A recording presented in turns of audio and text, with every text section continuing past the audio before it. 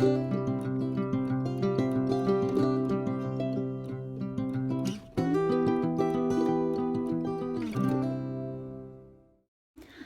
lovelies, happy Monday. It's October now, which means Halloween is in the air, it's time for Renaissance fairs, and it's finally feeling like autumn, which all boils down to Preptober time. Preptober is the prelude to Nanowrimo, a month where all we nanowers dedicate our time to preparing for Nanowrimo. Whether you're a plotter, pantser, or somewhere in between, if Nanowrimo is on your to-do list this year, Preptober is definitely something worth looking into. I'm a happy little plotter, so October can be equally as fun and stressful for me as November itself, which is why every year I follow a checklist to make sure I get everything done. There are plenty of videos and articles all over that go over different approaches to Preptober. This is just mine. Feel free to take whatever you want from it or adopt it to what fits your style. So without further ado, let's get into it. First up is announcing my novel. I always start with announcing my novel because it's my way of getting myself into the nano spirit. I usually do this during September, but keep it on the checklist anyway. That way I start Preptober off already having something done, and it gives me the motivation I need to tackle other tasks. Next, I develop characters.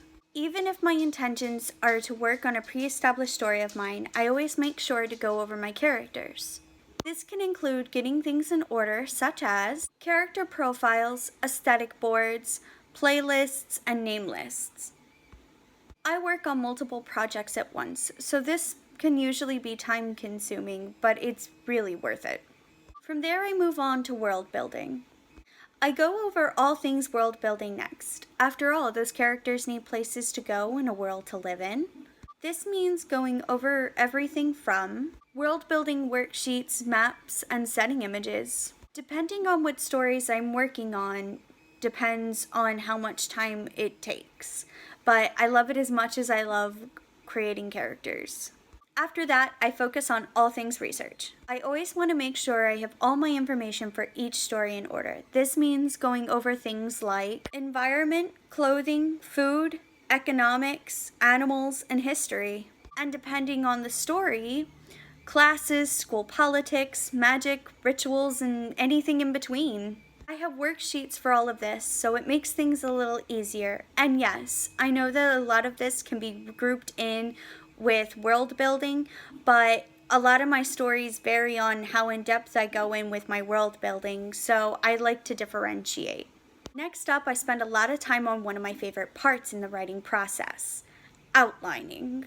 Of course, I like to go over my story outlines, whether it's something I've been working with for a while or something new. I always like to know where I'm going once November starts.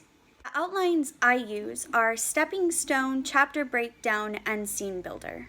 I use 3 outlines, which may be a little excessive to some, but it's something I found that works for me.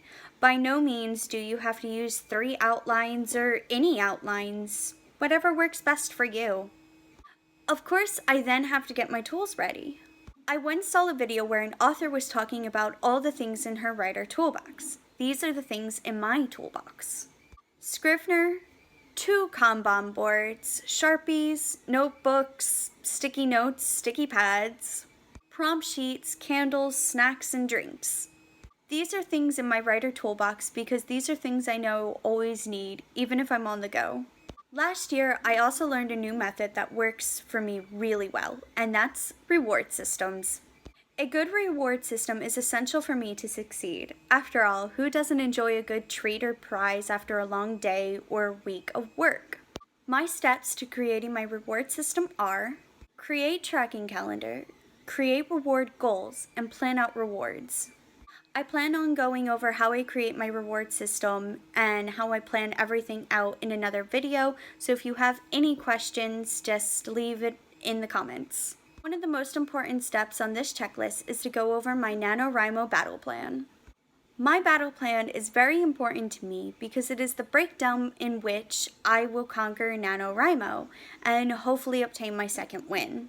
I have a video about this going up later this month as well, so hopefully any questions you might have will be answered then. Moving on to things less writer related, I then meal plan. This is usually an easier task to accomplish since it's just my husband and I right now. I usually try to cook at least 2 or 3 times a week during Nanowrimo, but some days are easier than others. On harder days, my husband will usually pick something up on his way home. And for the days I don't cook, well, we usually keep the freezer well stocked with foods we like. Lastly, I spend as much time with my husband as possible because once November hits, I will retreat into my writer den and he will enjoy a month full of video games. During November, I am a writing machine, and that doesn't always leave room for family time. Luckily, my husband understands this because whereas November is my busy season, December is his busy season. So we try to set as much time aside as possible during October to spend time together. And that really helps to make the next couple of months easier. And there you have it. That is my own personal Preptober checklist that I have been using the past 2 or 3 years now. If you have any questions or would like me to go over something in more detail, please don't be afraid to leave a comment below. And that's all for today.